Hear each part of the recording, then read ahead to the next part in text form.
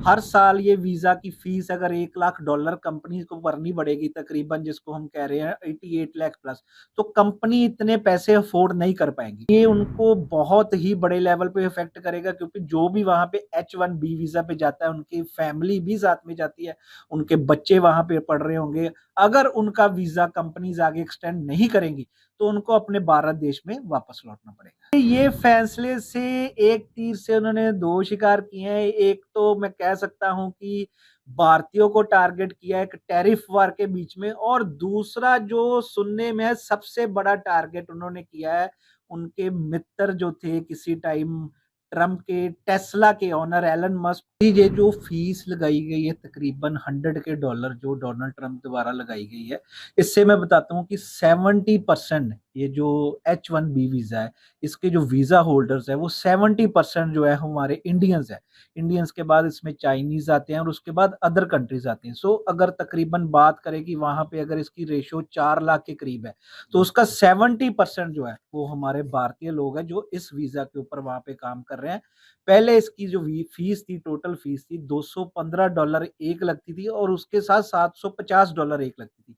अब इसको तकरीबन 100 के डॉलर करना, जो इंडियन रुपीस में 88 लाख प्लस बन जाती है। मेरे को लगता है कि आने वाले टाइम में ये जो कंपनीज है उनको काफी स्ट्रगल करनी पड़ेगी।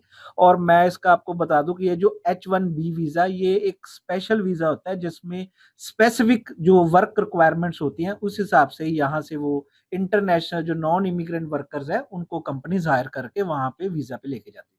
तो अगर ये लागू होता है तो भारतीय लोगों को काफ़ी मुश्किलों का सामना करना पड़ता बहुत मुश्किलों का सामना करना पड़ेगा। इस वीज़े का जो एक टाइम पीरियड होता है, मिनिमम 3 साल से लेके 6 साल होता है।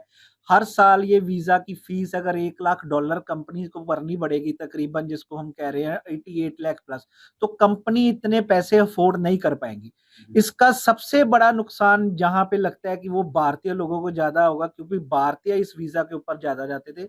इसमें तकरीबन 1 साल में 60,000 65,000 वीज़ा लॉटरी की तरह मिलता था। उसमें 20,000 वीज़ा उन लोगों को मिलता था जो वहाँ पे मास्टर डिग्री करते थे।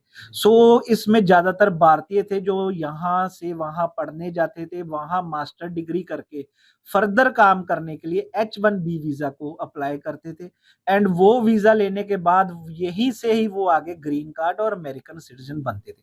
सो ये उनको बहुत ही बड़े लेवल पे इफ़ेक्ट करेगा, क्योंकि जो भी वहाँ पे H-1B वीज़ा पे जाता है, उनकी फैमिली भी साथ में जाती है, उनके बच्चे वहाँ पे पढ़ रहे होंगे। अगर उनका वीज़ा कंपनीज़ आगे एक्सटेंड नहीं करेंगी, तो उनको अपने भारत देश में वापस लौटना पड़ेगा। क्या लगता है कि इस फैसले से ट्रम्प सरकार क्या करना चाहती है कि भारतीय लोग भारत में ही रहे, वहाँ पर ना जाएँ? देखिए, ये फैसले से एक तीर से उन्होंने 2 शिकार किए हैं। एक तो मैं कह सकता हूँ कि भारतीयों को टारगेट किया है एक टैरिफ वार के बीच में, और दूसरा जो सुनने में है सबसे बड़ा टारगेट उन्होंने किया है, उनके मित्र जो थे किसी टाइम ट्रम्प के, टेस्ला के ओनर एलन मस्क, उनको भी उन्होंने इससे टारगेट किया है। उन्होंने पीछे 1300 समथिंग जो है इंडियंस को हायर किया था, और लोकल 6500 प्लस अमेरिकन को उन्होंने फायर किया था।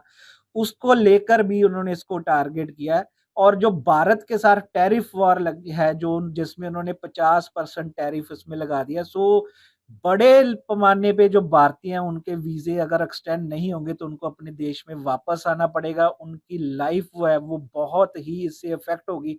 सो ये उन्होंने भारत के साथ साथ अपने जो उनके प्यारे मित्र थे पुराने, ट्रम्प के जो थे, उनको भी उन्होंने टारगेट किया। लेकिन आने वाले समय में इसका भारत को फ़ायदा ज़्यादा होगा, क्योंकि अगर कोई स्पेसिफिक वर्कर्स वापस इंडिया आएँगे तो वो इंडिया के लिए कुछ अच्छा कर पाएँगे। लेकिन अमेरिका को स्पेशल जो काम करने वाले लोग हैं, जिनको अपने ही काम में हुनर है, वो वहाँ पे उनको नहीं मिलेंगे।